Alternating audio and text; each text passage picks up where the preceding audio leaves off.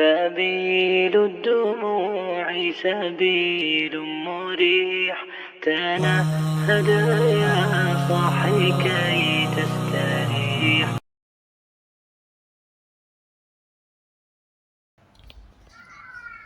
حضرت ابو ہریرہ رضی اللہ عنہ روایت کرتے ہیں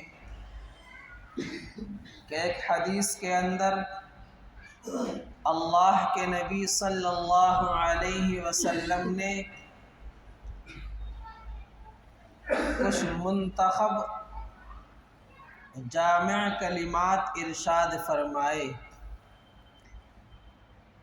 تو ان منتخب الفاظ کو، ان جوامع الکلم کو حضرت ابو ہریرہ رضی اللہ عنہ ایک حدیث کے اندر بیان کرتے ہیں۔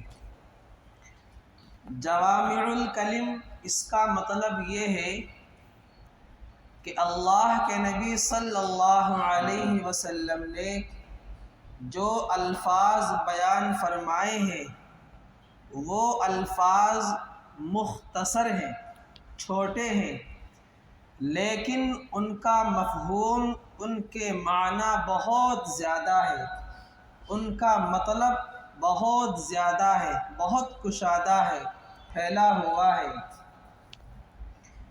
تو ان جوامع الکلم میں سے اللہ کے نبی صلی اللہ علیہ وسلم نے ایک بات یہ ارشاد فرمائی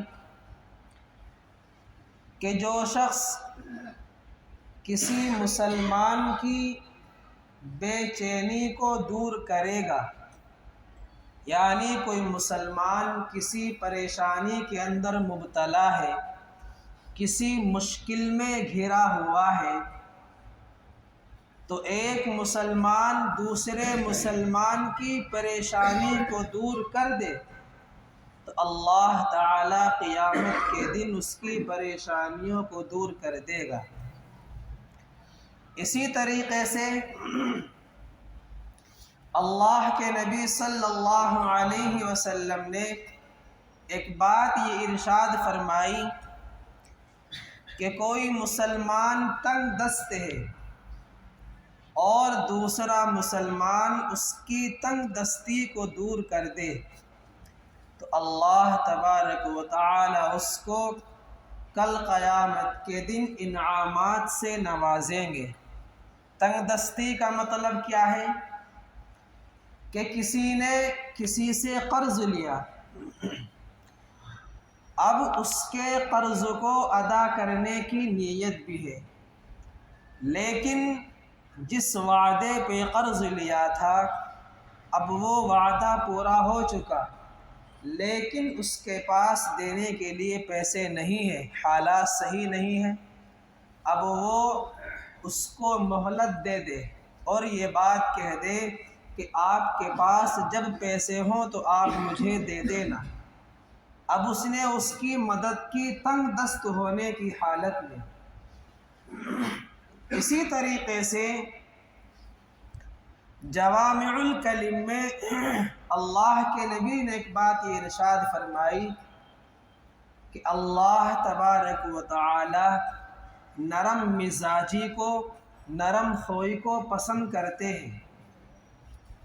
مثال کے طور پر آپ نے کسی کو پیسے دیے، اب آپ اس بات کے حقدار ہیں کہ آپ نے جس کو پیسے دیے اور وہ وعدے پہ واپس نہ کرے تو قانون کے حساب سے آپ اس کو قید کرا سکتے ہیں، لیکن ایک مسلمان ہونے کے ناطے، ایک مسلمان ہونے کی وجہ سے آپ نے اس کو مہلت دے دی، تو آپ نے اس کے ساتھ نرمی کا معاملہ کیا، تو اللہ تبارک و تعالی قیامت کے دن ایسے ایمان والوں کے ساتھ میں نرمی کا معاملہ کریں گے۔ اور جوامع الکلم میں ایک بات یہ ارشاد فرمائی کہ جو شخص اللہ کی مخلوق کے اوپر رحم کرے گا اللہ اس کے اوپر رحم کرے گا۔ تو آج کے بیان کے اندر اسی بات کو سمجھانے کا مقصد ہے کہ اگر ہم یہ دعویٰ کرتے ہیں کہ ہم اللہ سے محبت کرتے ہیں تو اللہ سے محبت ہونے کی علامت یہ ہے کہ تم اللہ کی مخلوق سے محبت کرو۔ اگر ہم اللہ کی مخلوق سے محبت نہیں کرتے تو ہم اپنے دعوے میں جھوٹے ہیں۔ اسی لیے حدیث کے اندر اس کی بہت تاکید کی گئی ہے کہ جو شخص زمین والوں کے اوپر رحم کرے گا آسمان والا تمہارے اوپر رحم کرے گا۔ تو اگر ہم اس بات کا دعویٰ کرتے ہیں کہ ہم اللہ سے محبت کرتے ہیں تو اس بات کی علامت ہے کہ ہمیں اللہ کی مخلوق سے بھی محبت کرنی پڑے گی۔ اس لیے ہمارے مذہب کے اندر جانوروں کے اوپر بھی ترس کھانے کا حکم دیا گیا۔ کیوں؟ اس لیے کہ وہ اللہ کے مخلوق ہیں۔ تو جانوروں کے اوپر جب ترس کھانے کا حکم دیا گیا تو انسان کے اوپر تو اور زیادہ ترس کھانے کا حق ہے۔ تو اس لیے اللہ سے محبت کرنے کے لیے اللہ کی مخلوق سے محبت کرنی پڑے گی۔ حضرت مولانا مسیح اللہ خان رحمۃ اللہ علیہ بڑے درجے کے بزرگ ہیں، تو ان کا جو رحمت کا معاملہ تھا وہ اتنا زیادہ مشہور تھا کہ کبھی انہوں نے کسی جاندار کو، چاہے وہ انسان ہو یا جانور ہو، کسی کے اوپر سختی کا معاملہ نہیں کیا۔ تو ایک مرتبہ ان کے پاؤں میں زخم ہو گیا۔ اب اس زخم کی وجہ سے مکھیاں زخم کے اوپر بیٹھنے لگی۔ تو جب مکھیاں زخم کے اوپر بیٹھتی ہیں تو اس سے تکلیف ہوتی ہے۔ تو حضرت رحمت اللہ علیہ نے مکھی کو نہیں اڑایا کہ بھائی اس کو چوسنے دو، اگر میں اس کو اپنے زخم پہ سے اڑاؤں گا تو پھر یہ پریشان ہوگی، دوسری جگہ جائے گی۔ تو حضرت کے مرید آئے اور کہا کہ حضرت آپ کی اجازت ہو تو میں اس مکھی کو اڑا دوں؟ تو حضرت رحمت اللہ علیہ نے منع کر دیا کہ اس کو زخم کے اوپر بیٹھے رہنے دو۔ تو آپ لوگ اس بات سے اندازہ لگائیں کہ رحمت کا مادہ اللہ نے ان کے اندر کتنا رکھا تھا۔ تو ایسے ہی ہمارے اکابر سے ہمارا نسب چلتا ہے، ہمارا سلسلہ چلتا ہے کہ مکھی کے اوپر رحم کیا تو پھر اللہ تبارک و تعالی ایسے بندوں کے اوپر بھی رحمت کا معاملہ کرتا ہے۔ حضرت مولانا ڈاکٹر عبدالحی نور اللہ مرقدہ نے ایک واقعہ لکھا ہے کہ ایک بہت بڑے عالم تھے، اور وہ عالم اتنے بڑے تھے کہ انہوں نے اپنی زندگی میں اتنی کتابیں لکھیں قرآن و حدیث کے اوپر، فقہ کے اوپر، سیرت کے اوپر، کہ اس زمانے میں کمپیوٹر وغیرہ تو ہوتے نہیں تھے، تو جو روشنائی کے لکڑی کے قلم ہوتے تھے اس سے لکھا کرتے تھے۔ تو کتابیں لکھتے لکھتے وہ قلم اتنے زیادہ ہو گئے، تو جب ان کا انتقال ہونے لگا تو انہوں نے اس بات کی وصیت کی کہ جب مجھے غسل دینے کے لیے پانی گرم کرو گے تو اس پانی کو گرم، جو میں نے قلم لکھے ہیں ان سب کو اکٹھا کر کے ان کو جلانا اور اس سے پانی گرم کرنا۔ اب آپ لوگ اندازہ لگائیں کہ کتنے سارے قلم ہوں گے۔ ہزاروں لاکھوں کی تعداد میں وہ قلم ہوں گے، تبھی تو چولہا جلے گا، پانی گرم ہوگا۔ اتنی ساری کتابیں لکھی۔ اب جب ان کا انتقال ہوا تو کسی نے خواب میں دیکھا کہ حضرت کیا معاملہ رہا، اللہ نے آپ کے ساتھ کیسا معاملہ کیا؟ تو ان بزرگوں نے فرمایا کہ میرے بھی ذہن میں یہ بات تھی کہ اگر اللہ مجھے بخشے گا اور میری مغفرت کرے گا تو اس دینی خدمت کے اوپر کرے گا کہ میں نے دین کی بہت زیادہ خدمت کی ہے۔ لیکن معاملہ اس کے برعکس، اس کے بالکل الٹا ہوا۔ وہ کیا؟ کہ حضرت نے فرمایا کہ میں نے ایک مرتبہ لکھنے کے لیے قلم اٹھایا اور اس قلم سے روشنائی لی، تو جیسے ہی روشنائی لی اس روشنائی کے اوپر ایک مکھی آ کر بیٹھ گئی۔ تو جب وہ مکھی آ کر بیٹھ گئی تو میں نے اپنے ہاتھ کو روک لیا، یعنی لکھا نہیں، قلم کو وہیں روک لیا اور مکھی کو بیٹھے رہنے دیا۔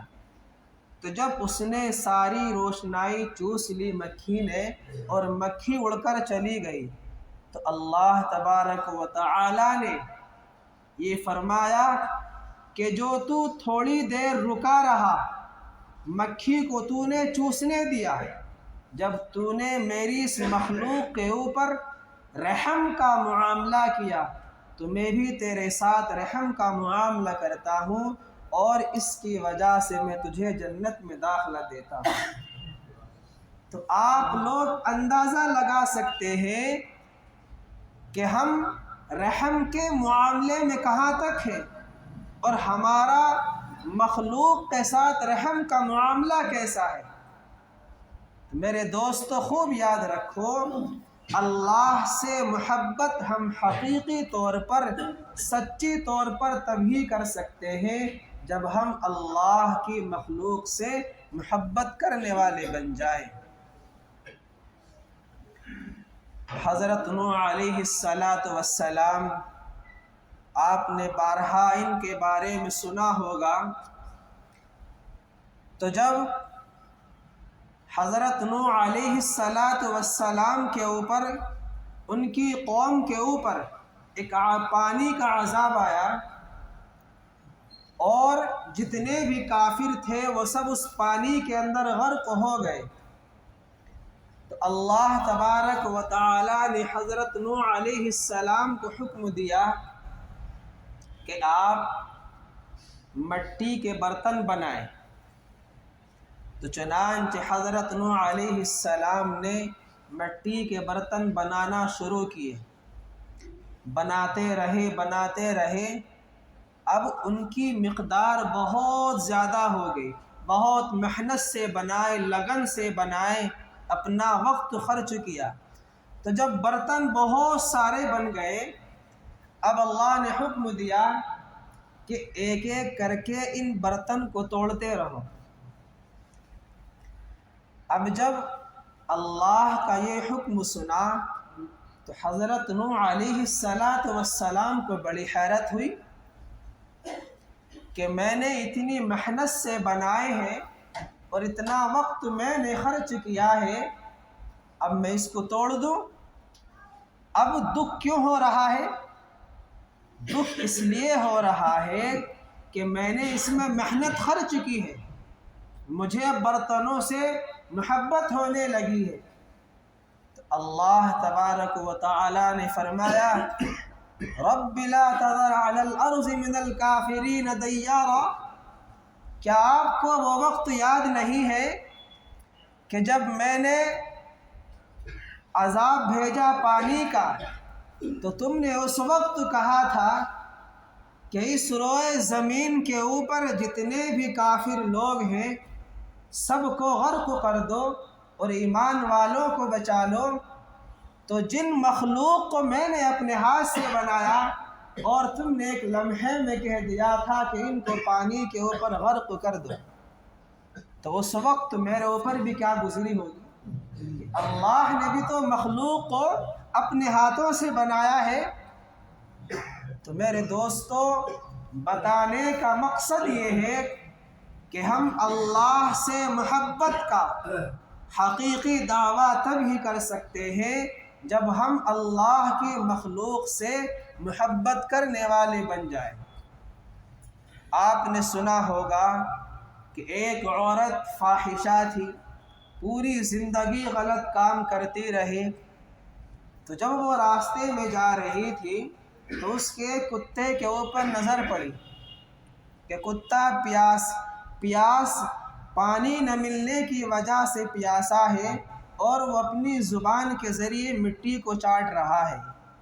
تو اس فاحشہ عورت نے اپنا چمڑے کا موزہ نکالا اور کنویں کے اندر ڈالا، پانی نکالا اور اس کتے کو پلایا۔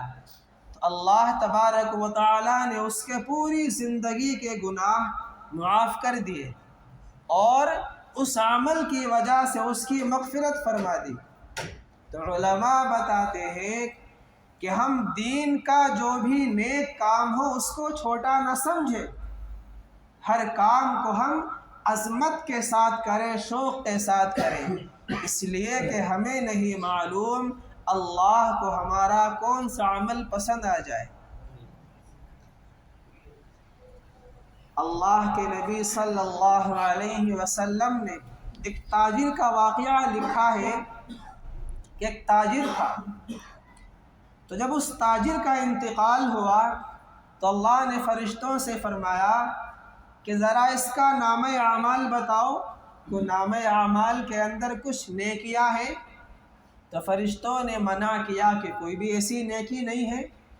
اللہ نے فرمایا ذرا غور سے دیکھو۔ جب فرشتوں نے دیکھا تو فرمایا کہ ہاں ایک نیکی ہے۔ وہ کیا نیکی ہے؟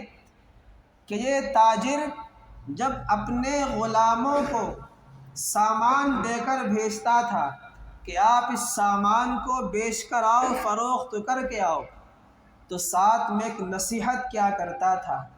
وہ نصیحت یہ ہے کہ اگر آپ کے پاس کچھ لوگ ایسے آئیں جو تنگ دست ہیں، مالی حالت کے اعتبار سے کمزور ہیں، تو آپ ان کے ساتھ رحم کا معاملہ کرنا، اگر وہ ادھار مانگے تو ادھار دے دینا، اور اگر کوئی زیادہ کمزور ہو تو اس کو ایسے ہی دے دینا، پیسے مت لینا۔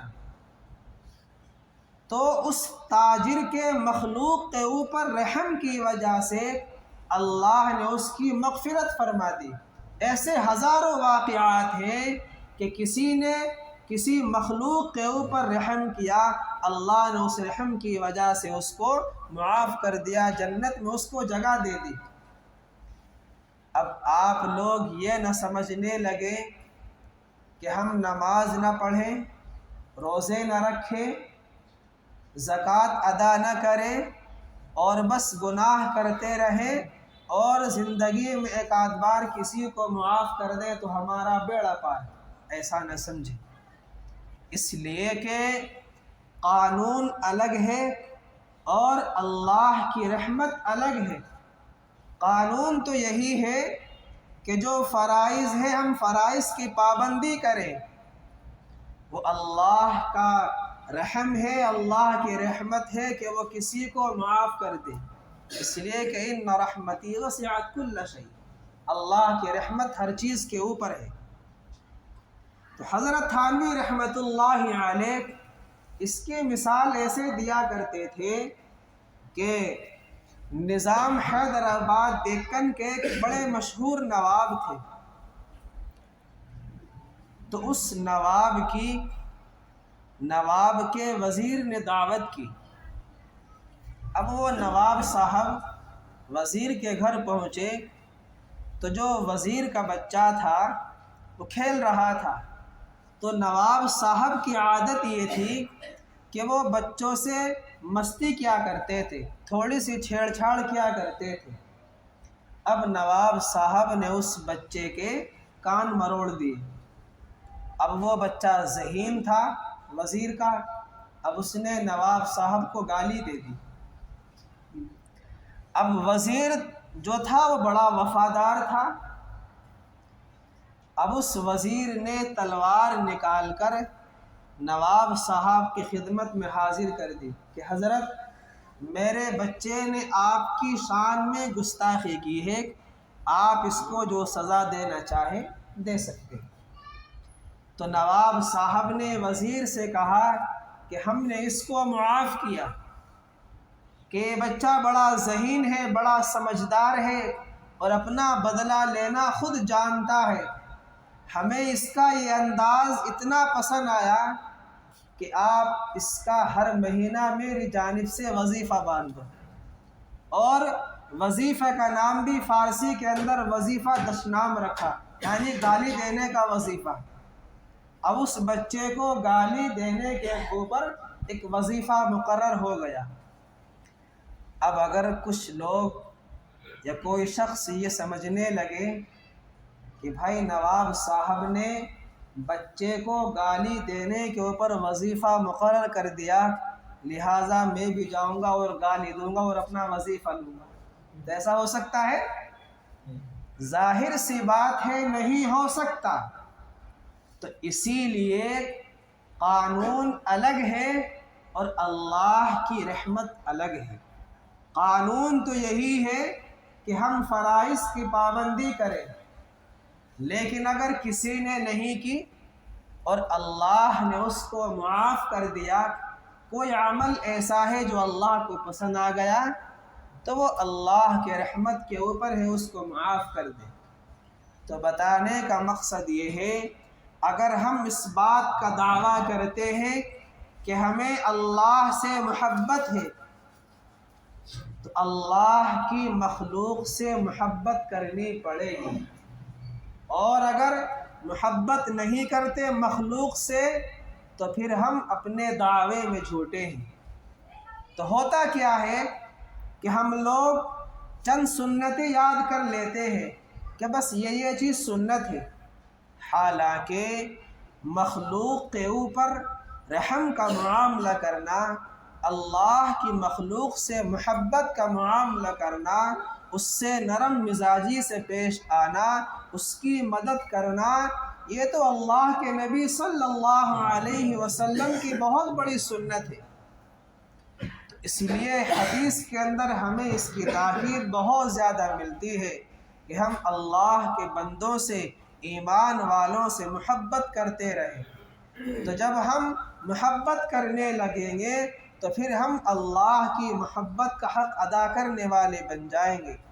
اسی لیے ڈاکٹر عبدالحی نور اللہ مرقدہ فرمایا کرتے تھے کہ اگر ہم یہ چاہتے ہیں کہ ہم اللہ سے محبت کریں، اور محبت کرنے کے لیے براہ راست انسان کے سامنے ہونا ضروری ہے، لیکن ہم اللہ کو دیکھ نہیں سکتے، ملاقات نہیں کر سکتے، تو حضرت فرماتے ہیں کہ اگر ہم یہ چاہتے ہیں کہ ہم اللہ سے ملاقات کر کے اللہ سے اپنی محبت کا اظہار کریں، اے اللہ ہم تجھ سے محبت کرتے ہیں، تو اس کا طریقہ یہ ہے کہ ہم اللہ کی مخلوق سے محبت کرنے والے بن جائیں۔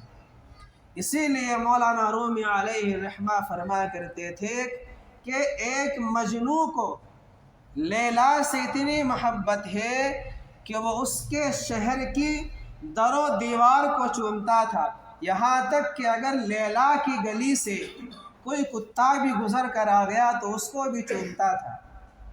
تو ایک مجنوں فنا ہونے والی چیز سے، ناپائیدار چیز سے اتنی محبت کرتا ہے، تو جو اللہ سارے محبوبوں کا محبوب ہے، جو مالک الملک ہے، تو کیا ہمارا اتنا بھی حق نہیں ہے کہ ہم اللہ سے محبت کریں اور اللہ کی مخلوق سے محبت کریں؟